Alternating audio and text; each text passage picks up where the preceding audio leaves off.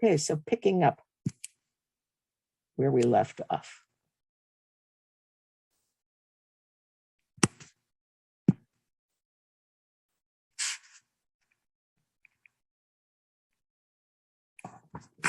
Everyone can see my screen now. We're going to move. Yep. Okay, wonderful. So that basically finished just the basic information section about universal design for learning. Hopefully I was able to clarify the difference between universal design and universal design for learning, and also to expand your knowledge of what universal design for learning is and how it's organized in both those vertical and horizontal ways. It's all different ways for you to be able to think about UDL and how you might want to begin to interact with it and use it in your work. So now we go into the tools section, and in order to implement the knowledge that you have, you do need a variety. There are a variety of tools that are available that you can use. This one we've seen before. This is the Universal Design for Learning framework. It encompasses the principles, it encompasses the guidelines, and then the small points in each one of those 9 principles are what they call the checkpoints. Now, one of the things I want to talk about here is the fact that sometimes people feel a little overwhelmed with UDL because you look at the whole framework and you say, wow, this is so much. Do I have to implement it all? Do I have to implement it all at the same time? And my response to that is absolutely not. You need to find the right place to start dependent upon the particular needs that you have presented to you in your classroom. But this is the ultimate goal, where we're working towards developing expert learners who are purposeful and motivated, resourceful and knowledgeable, strategic and goal-directed. So we talked about that first horizontal level, the access level. If we don't have access in our classrooms, then we're not going to be able to move to the next levels. But the problem is that sometimes people attain the access level and then stop there. And that's for universal design for learning to truly achieve its purposes of developing expert learners for all individuals. We need to keep in mind that we have to move and progress further through the build and internalize levels so that we're able to move towards those independent learners. So I just wanted to say that you don't have to do it all at once. You need to think about where it makes most logical sense to start, but you can't just stop at the access level if you really want to have the full power of universal design for learning implemented in your learning setting. So this is the first tool we have, the framework. It's clearly defined. It uses that systematic variability and presents things in a very clear way. The second tool that I want you to think about is just this basic idea of curriculum design and how we develop curriculum within our classrooms. And I've defined this as the 4 realms of curriculum. First, starting out with the goals, setting what is the particular goal that is to be achieved, whether it's a goal, the goal in a lesson, a particular lesson, or a goal for a unit, or a goal for a semester, or whatever it is. You have to have a particular goal statement so it makes it clear where the students need to strive, what you want them to achieve. Then underneath that, we have the areas of methods and materials, right? And this is where we're really going to do our variation, because as you know, sometimes we have the control over setting the goals for students who are in special education programs. Many times we can customize those goals dependent upon their individualized education plan. But when we have standardized goals, we can't change those. Those are the goals that we have for all students. So what do we do there?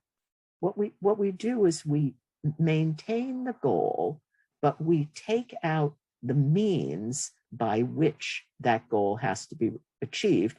We take that out of the goal statement.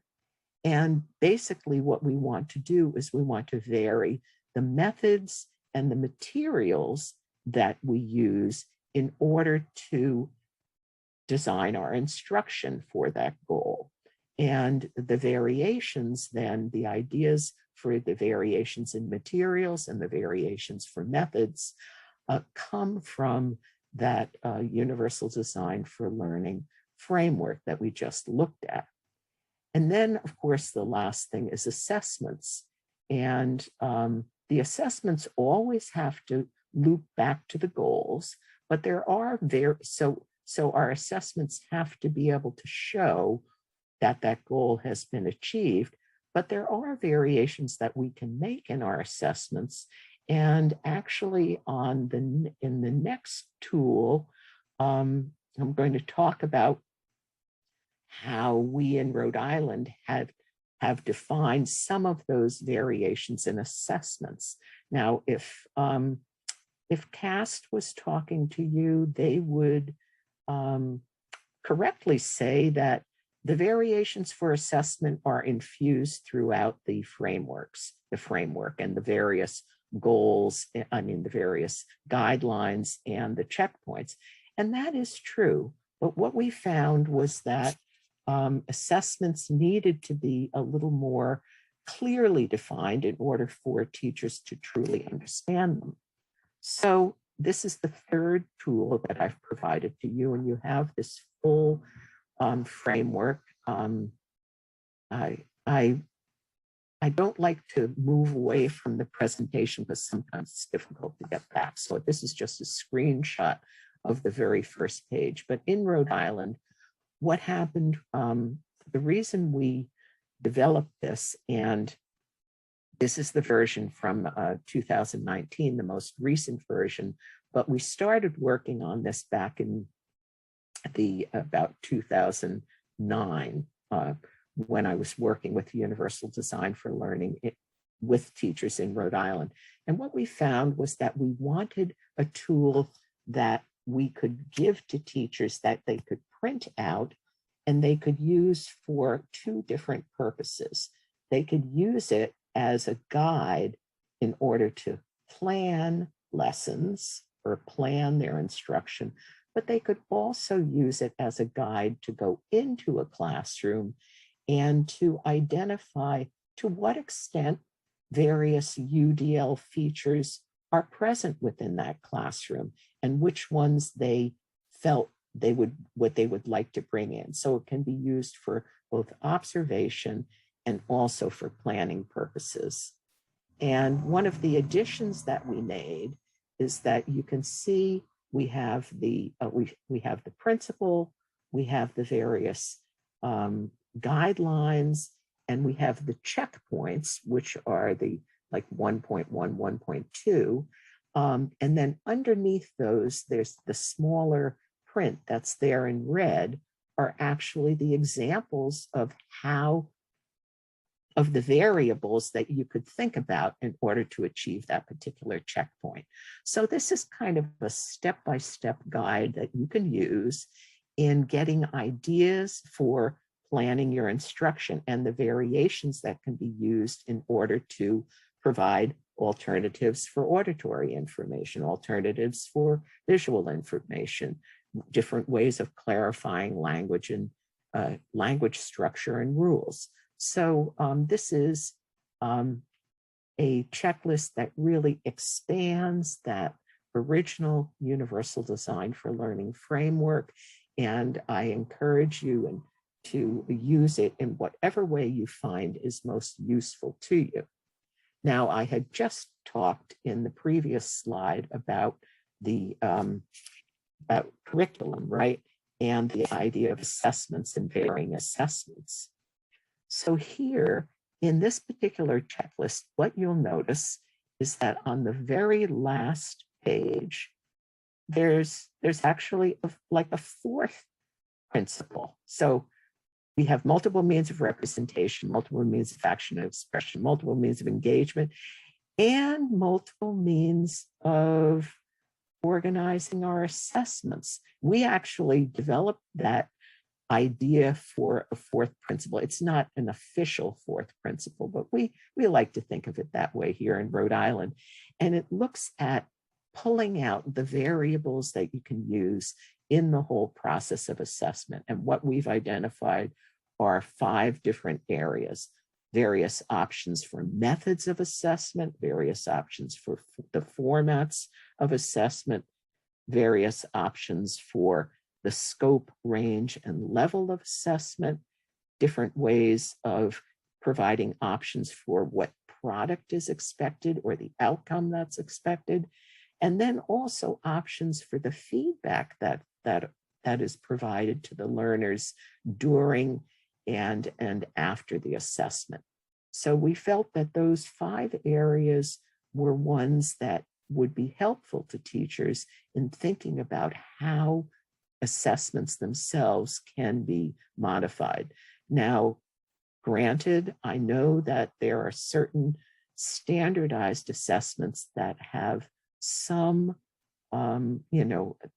that are provided in a standard way. But as you're moving to expand accessibility within your systems, you should consider bringing up the idea to provide different methods or formats or various other products that can still achieve that particular goal. So it's a process.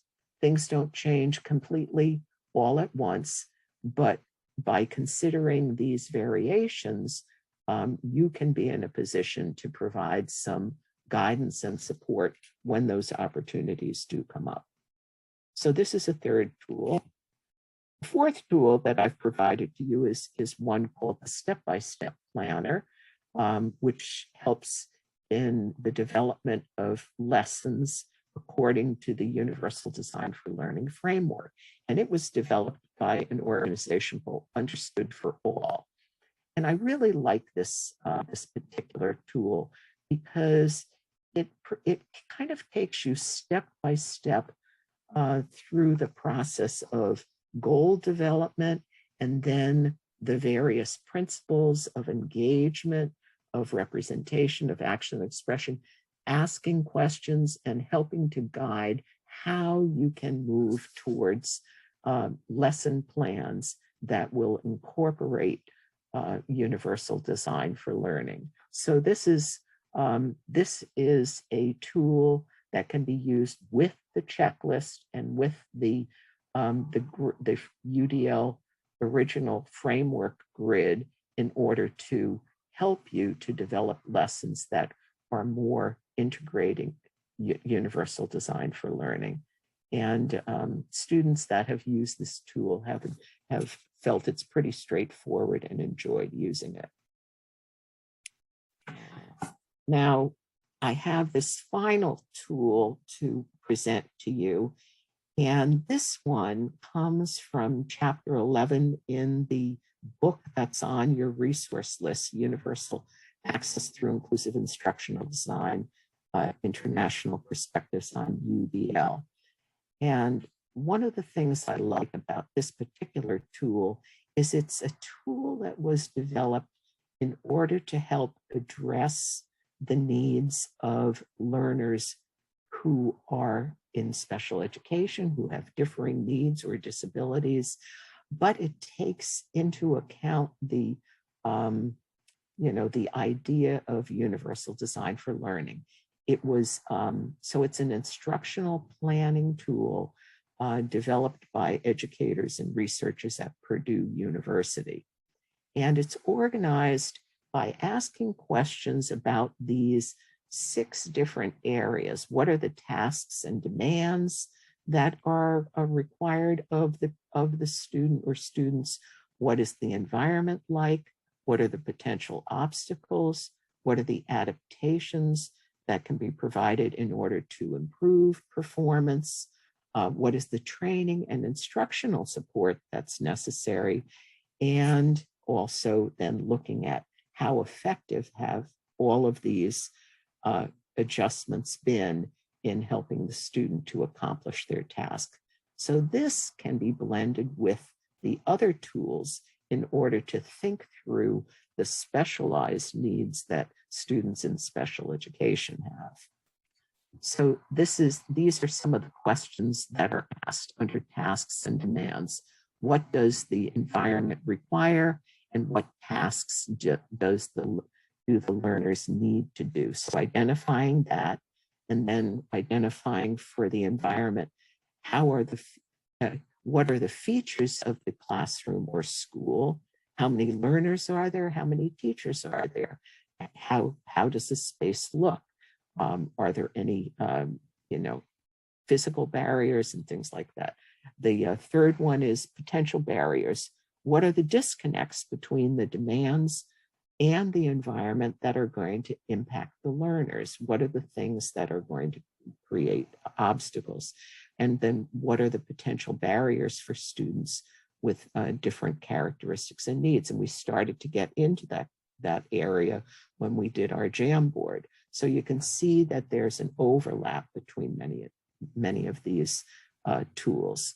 Then the fourth area is asking questions about what are the adaptations? What can be done to improve the environment? What is available to match the learner with the tasks and the demands? Fifth, the training. What is the training that's needed for the learners? If you're recommending some type of technology supports or other strategies and things like that, is there particular training that the learner is going to need in order for them to be able to use those tools? What is the training that's needed for the teachers, and what short-term and long-term supports are already available that can be accessed, right? And then finally, effectiveness. We want to have continual monitoring, assessment, and follow-up of this, the decisions that have been made through this model. It's important to schedule team meetings in order for the individuals on the inclusive education team to be working together and to review these learner effectiveness regularly. So all of these questions then work in parallel with Universal Design for Learning, because UDL provides the ideas about how to design a learning environment. And then these questions can be used as a check for the students who have varied needs in order to make sure that the variations that they're going to need are going to be incorporated in your design of learning. So that's a variety of the different tools that we have. All of them approach this idea of inclusive instructional design from a little different perspective, but when used together, they can be extremely powerful tools in order to help you to better achieve a more inclusive instruction. So the third area I want to talk with you about is some application. And I have a number of examples of a UDL that, I've worked with the integration of UDL and different ways that UDL can be applied in various contexts so that it is understandable to the individuals who need it. So first of all, I just want to remind you that UDL, it was first designed here in the United States. So when we want to move it to a different context, we have to take into account the unique features of that particular environment.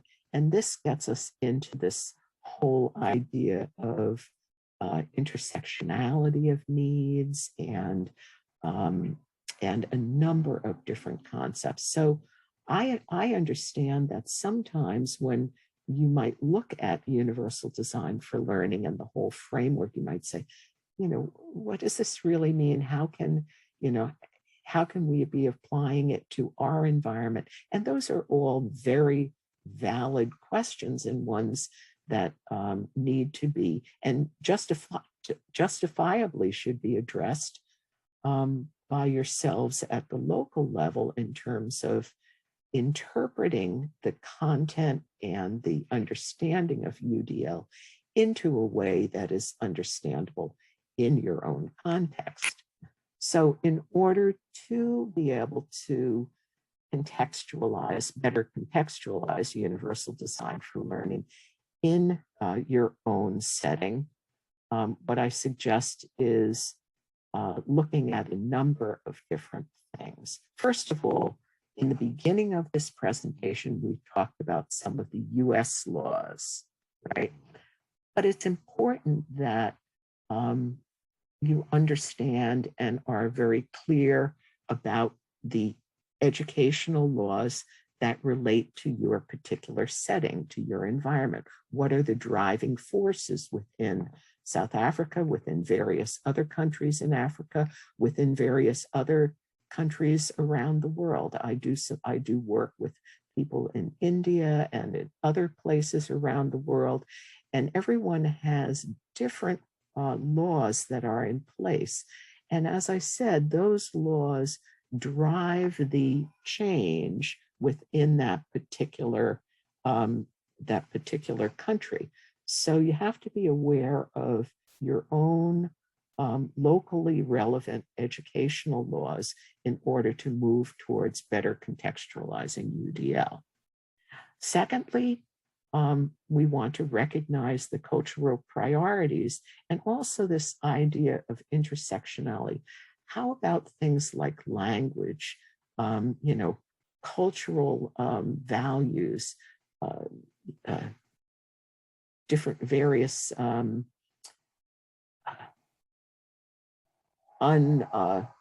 uneven implementation based upon economics or race or different things like that. What are the factors that intersect in order to drive the needs within your particular environment? So those cultural priorities and the intersectionality of those need to be considered.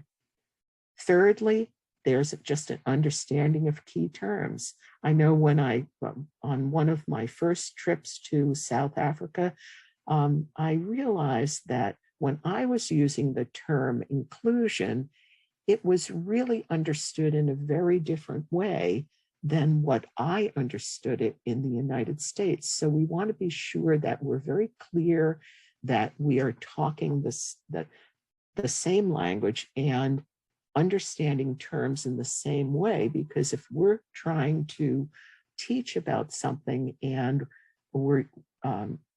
our students are understanding things in a different way than we are intending, then that's going to be a problem.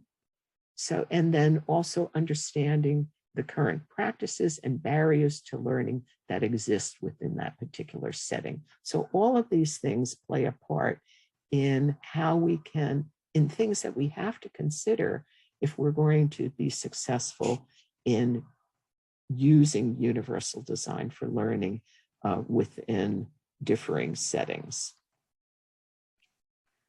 I also wanted to talk a little bit and say a few words about technology in relation to universal design for learning. So there's often a question, technology or no technology? Can UDL be effectively implemented without the use of technology?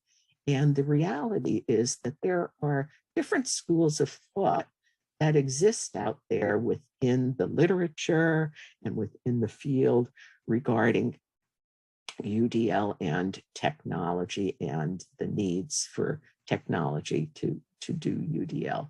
When CAST first started, it was a center for, again, the word CAST stands for Center for Applied Special Technology. So they were a technology center. They basically worked with assistive technologies for people with disabilities. So their thinking was very technology focused.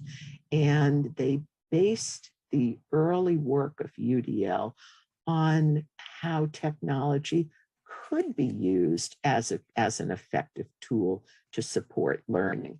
So, but there are really two schools of thought. That first, the UDL framework does not require technology. We can use other materials and strategies and still achieve the principles and the guidelines and the various other components within the framework itself.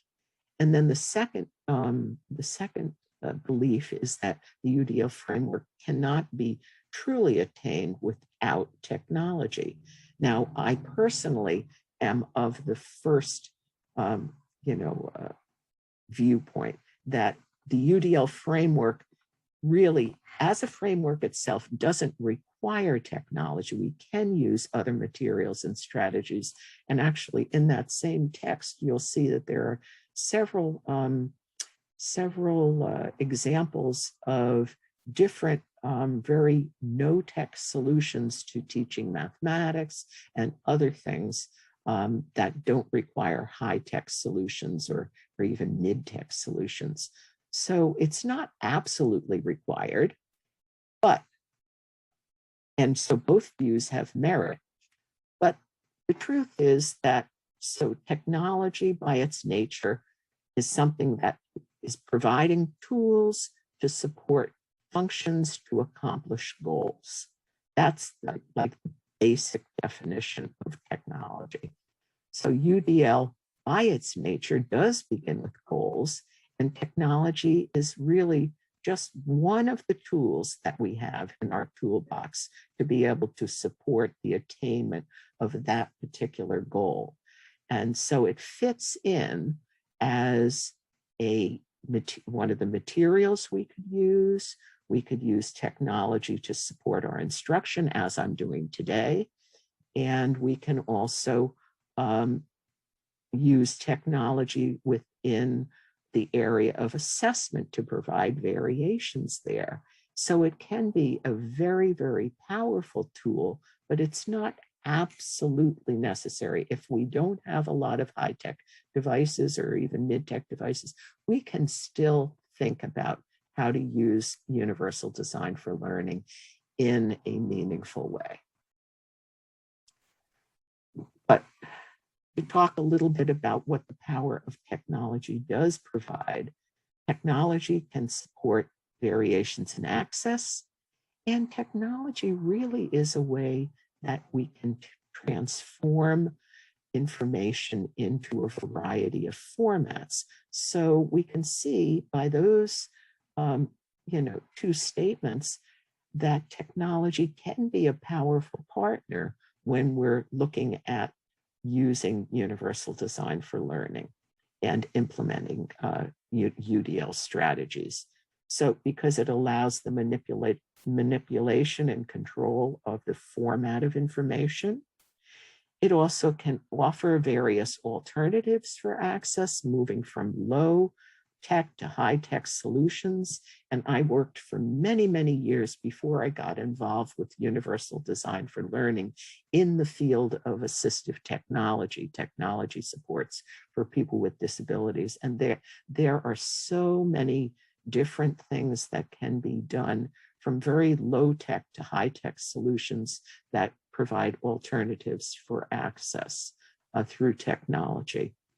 It can also provide multisensory instruction where we're using the internet so much these days, and video instruction and closed captioning and various things like this. And so technology supports all of that multisensory presentation and instruction. It can also support much greater personal independence. There are many individuals I know who are able to function very independently within their environment because of the use of some low-tech solutions like a regular white cane or other types of high-tech motorized wheelchairs that can go up and down stairs and various things like that. So there's a wide range of technologies that can help to support individuals' independence. And then we have this whole idea of educational and assistive technology. Educational technology sometimes is thought about, technology just general, right?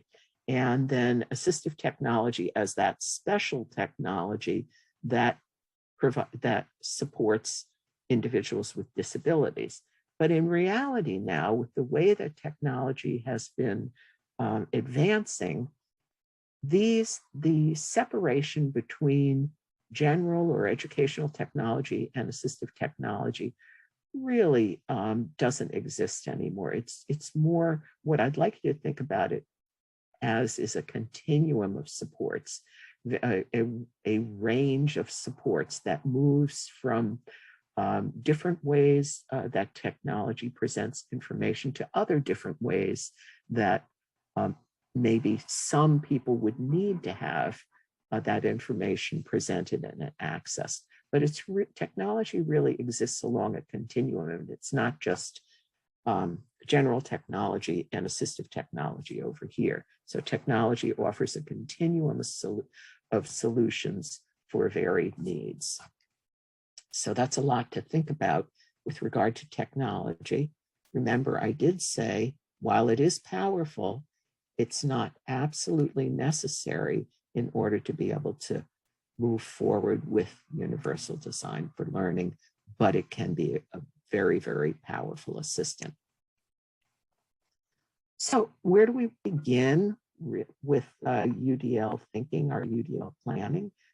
Just to review, we have the structure of the framework, we have the 3 principles, we have the 9 guidelines, we have the three guidelines for each principle. Each guideline has several checkpoints, and then also reminding that the order of the principle implementation does not matter. We can start wherever we want. And here's a graphic, a different kind of graphic representation of universal design for learning that you see on the right there, with the networks and the principles that come from the brain networks, and then the UDL guidelines. And just to give you a couple of simple ideas about universal design for learning, this is a slide that I've used for a while to start to think about how we can vary our instruction. So in order to vary the means of representation, we can use color to highlight key terms and ideas. And you see that that's something that I do throughout all of my presentations. What does that do? It brings our eye to the most important things on the screen, right? And it also helps me as a presenter, because then I don't have to read every single word that's there. I can just look at the areas that I've highlighted and say, and I can talk about those. We can use pictures to reduce our language barriers in order to vary multiple means of action and expression. A couple simple ideas are to encourage verbal restatement by students. So having students, if you're teaching something and you want to be sure that your students understand it, you can ask them to verbally talk about it, restate what you've just taught to, and then you can, that's a check for you to know if they've understood what you've stated or what you've presented. We can also encourage demonstration to peers and to yourself as the teacher as a different means of their showing what they've learned. And thirdly, in order to vary means of engagement, we can help students relate the content to their own lives. That helps to connect them to their learning. Or we could also have students share and support each other by working in pairs. And that was actually one of the solutions that someone on the Jamboard had for engagement as well. So we're all thinking about things in the same direction. I thought it would be helpful here.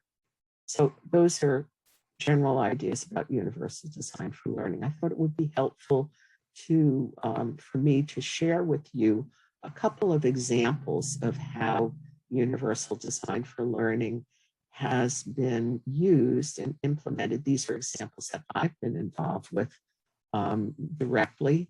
And I selected these examples because they do demonstrate recognition of those cultural factors that we want to keep in mind. So back in 2012, I had mentioned that I had worked in South Africa with Dr. Mackenzie, and I developed a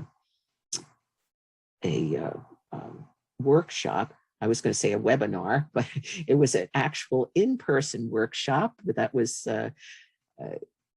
presented a couple of different times in South Africa, but in this particular time at the University of Cape Town, we presented this workshop for teachers and therapists, introducing them to universal design for learning. And from that workshop, it was a 2-day workshop. We went through a number of different activities and information and things like that. And we gathered the materials from that workshop and we presented it in an article that is available through the African Journal on Disability. And you can read all about the outcomes of that early work in universal design for learning. And the wonderful thing about the African Journal on Disability is it is an open source journal, and it actually has several other articles by Dr. Mackenzie and myself that look at universal design for learning in policy and also in higher education as well. So that was one of the early exploratory workshops here in South Africa. I went on and I did provide, I used universal design for learning for some higher education training in 2017 in Brunei. And you can see here the students, they're working on their, using the UDL educator checklist in order to plan instruction for their classes. This was a very, very interesting opportunity. And it gave me an opportunity to take into account the cultural factors that were involved there in Brunei. It's a Muslim country. It has certain expectations for education, and we talked a lot about those as well. So that was another example of UDL coming into a cultural context.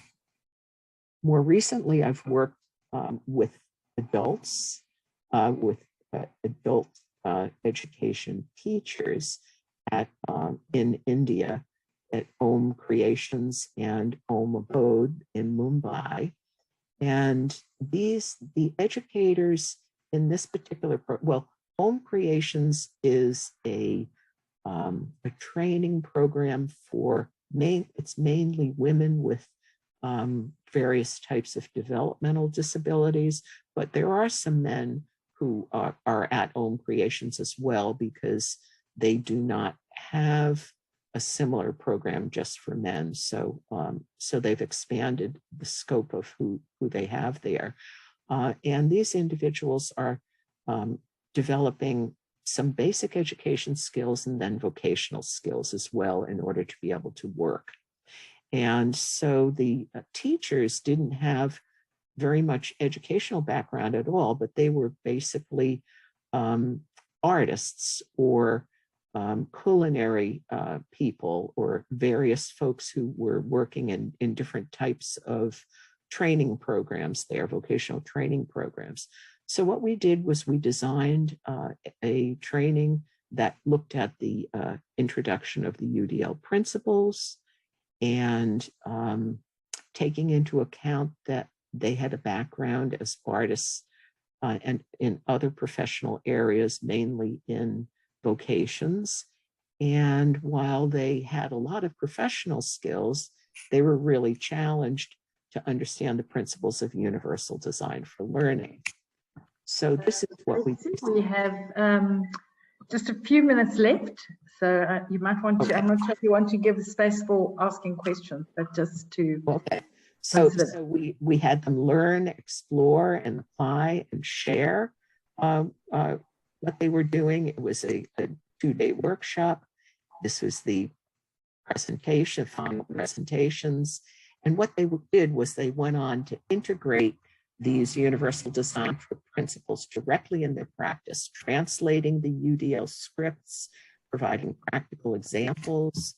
So that was a wonderful experience. And then recently we had training with teachers in Mumbai in a workshop, and then in a 10-hour training that provided, that taught about universal access and UDL and various cultural and individual philosophies for inclusive learning. And this basically is just a layout of all of the things we covered within that 2-week, 4-session, 10-hour training.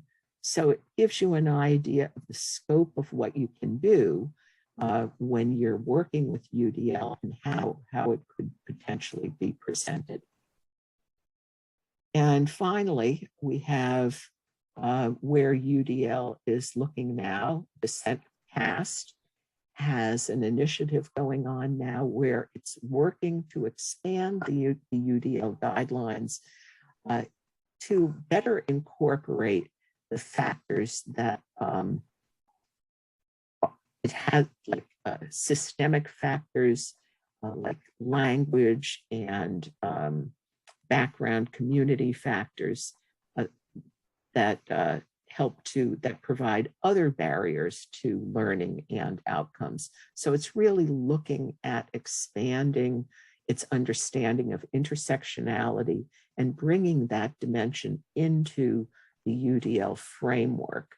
And this is an ongoing effort, but the link is there where you can learn more about it and take a brief survey if you'd like to be involved with helping with that initiative. So that's where UDL is going now.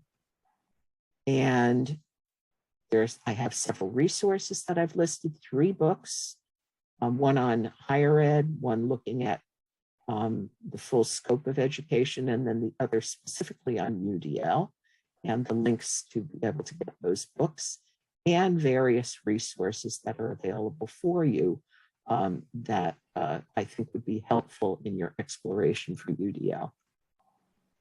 So, and then this is your assignment that you'll be doing for the class. You have the chapter that has been given to you. That's a chapter that I wrote that helps to provide background on universal design for learning. And then you'll be writing a short statement about the different laws, theories, and frameworks that you're aware of that you want to keep in mind as you learn more about UDL and work with it.